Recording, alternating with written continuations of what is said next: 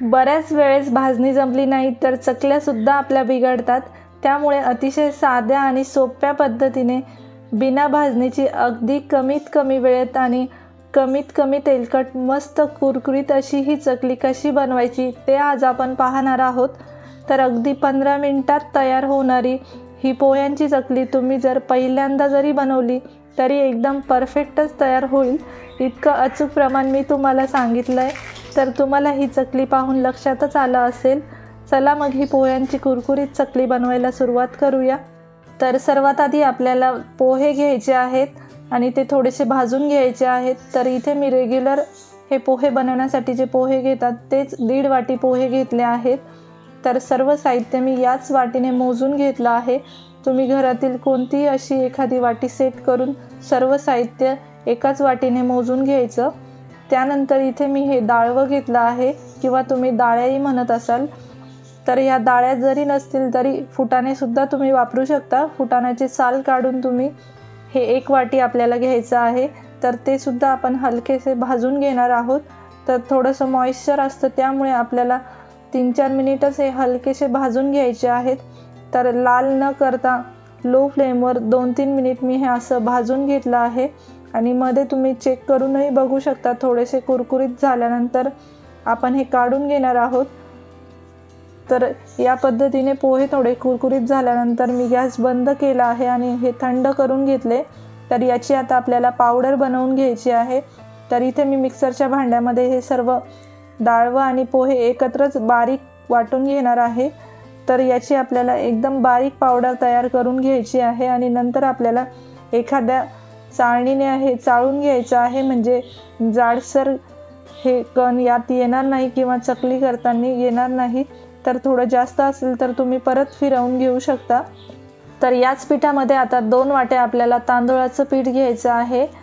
तुम्हाला जर तांदूळाचं पीठ करायचं तर तुम्ही तांदूळ स्वच्छ धुवून थोडेसे वाळवून मिक्सरला सुद्धा फिरवून घेऊ शकता।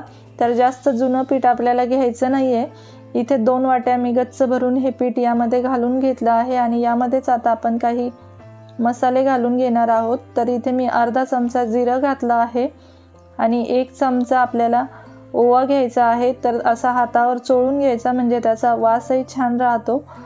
तर सर्व साहित्य हे पोहे खाण्याच्या चमच्यानेच मी घेतलं आहे आणि यामध्ये 1 चमचा धना पावडर घालायची। त्यानंतर 1 चमचा लाल तिखट घातलं आहे आणि अर्धा चमचा जवळपास मी ते काश्मीरी लाल मिर्च पावडर घातली आहे कलरसाठी। त्यानंतर अर्धा चमचा हळद घालायची, अर्धा चमचाला कमी थोडासा हिंग घालायचा आणि त्यानंतर आपण यामध्ये चवीनुसार मीठ घालून घ्यायचं किंवा 1 चमचा मीठ घालायचं। त्यानंतर यामध्ये जवळपास 4 चमचे मी तीळ घालून घेतले आहे। तर तीळ आपल्याला जास्तच घालायची, यामुळे चकली छान होते आणि खायलाही खुसखुशीत लागते। तर आता हे घालून झाल्यानंतर आपल्याला छान हे एकजीव करून घ्यायचं, म्हणजे मसाले आणि पीठही छान एकत्र होईल। तर यानंतर यामध्ये आपल्याला तेलाचं मोहन घालायचं आहे। तर इथे पाव वाटी मी तेल घेतलं आहे। तुम्ही ज्या वाटीने सगळं घ्याल त्याच वाटीने तेलही आपल्याला घ्यायचं किंवा अशा या 4 चमच्याने तुम्ही हे तेल मोजून घेऊ शकता। तर हे 4 टेबलस्पून मी हे तेल घेतलं आहे।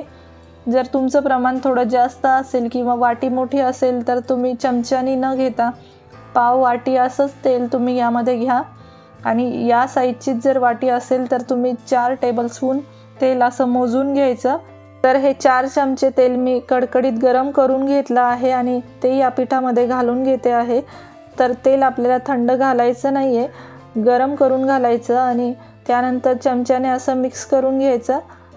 थोडंसं थंड झाल्यानंतर असं हाताने आपल्याला छान सर्व पिठाला हे चोळून घ्यायचं आहे, म्हणजे आपलं मोहनही सर्व पिठाला छान लागलं जाईल।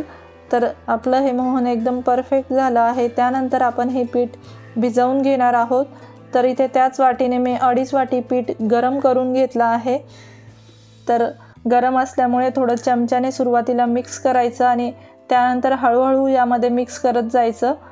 तर वाटीने तुम्ही 2.5 किंवा 3 वाट्या पाणी गरम करून घ्या आणि हळूहळू मिक्स करून हे पीठ आपल्याला छान भिजवून घ्यायचं आहे। भाकरीच्या पिठाचं जसं भिजवतो तसं आपण हे पीठ छान मिक्स करून भिजवून घ्यायचं।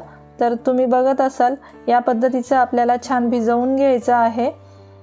तर इथे मी 2.5 वाट्या पाणी गरम करून घेतलं होतं आणि त्यातलं जवळपास 1-2 चमचेच पाणी उरलं आहे।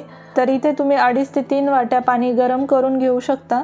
पीठ जर थोडं जुनं असेल तर कदाचित थोडं पाणी जास्त लागेल। तर आपल्याला ज्या साच्याने ही चकली बनवायची आहे त्याला थोडंसं तेल लावून घ्यायचं आणि पिठाचा असा लांबट गोळा तयार करून घ्यायचा, म्हणजे मध्ये एअर राहणार नाही आणि एकसारखं पीठ आपलं भरलं जाईल। तर मी यामध्ये असं रोल करून पीठ भरून घेतलं आहे। तर आता हे उरलेलं पीठ एखाद्या कपड्याने झाकून ठेवायचं, म्हणजे ते वरतून कडक होणार नाही। आणि आता लगेच आपण चकली बनवायला घेऊया। तर चकली बनवत असताना सुरुवातीचं टोक आपल्याला असं गोल करून घ्यायचं, म्हणजे मध्ये खूप मोठा गोल तयार होणार नाही। आणि असं फिरवून आपल्याला एकसारखी चकली पाहिजे तेवढी मोठी किंवा छोटी आपण बनवून घ्यायची आणि शेवटचं टोकही आपल्याला हे जोडून घ्यायचं, म्हणजे ते तेलामध्येही सुटणार नाही। तर या पद्धतीने आपण सर्व चकल्या बनवून घ्यायच्या। तर आपलं पीठ छान भिजलेलं असल्यामुळे याचे तुकडेही पडत नाही। पीठ आपल्याला छान भिजवून घ्यायचं आणि एकदम कोरडंही नाही ठेवायचं। कोरडं जर झालं तर हे मध्ये मध्ये तुटायला लागतात। आणि जर चकल्या करताना तुम्हाला हे पीठ थोडं कोरडं वाटलं तर तुम्ही पाण्याचा हात लावून परत एकदा मळून घ्या आणि मगच याच्या चकल्या बनवा, म्हणजे एकसारखी आपली ही तार निघते आणि चकली छान आपली तयार होते। तर भाजणीच्या पिठा इतकं या चकल्या बनवणं अवघड नसतं। तुम्ही परत जरी मळून या चकल्या बनवल्या तर छान कुरकुरीतच होतात। तर तेल गरम झाल्यानंतर थोडासा तुकडा यामध्ये टाकून बघायचा आणि तेल छान कडकडीत गरम झाल्यानंतरच आपल्याला ही चकली तेलामध्ये सोडायची। जर तेल गरम नसेल तर ही मग तेलकट होते। तर अलगद हाताने अशी मधोमध उचलून आपल्याला ही तेलामध्ये सोडायची आणि थोड्याशा अंतरावरच टाकायची, म्हणजे ती एकमेकांनाही चिटकत नाही। तर सुरुवातीला बुडबुडे असतात तोपर्यंत आपल्याला याला हात लावायचा नाही आहे। बुडबुडे जसे कमी झाले त्यानंतरच याला उलटून घ्यायचं। तर सुरुवातीला त्या थोड्या नरम असतात, तर अजिबात मध्ये हात न लावता आपण ही पूर्ण होऊ द्यायची आणि त्यानंतरच आलटून पलटून अशी छान रंगावर तळून घ्यायची। आणि जर तुम्हाला हाताने जर टाकता येत नसेल तर तुम्ही असं झाऱ्यावर घेऊन सुद्धा ही टाकू शकतात, कारण तेलही गरम असतं त्यामुळे आपल्याला हे सावकाश करायचं।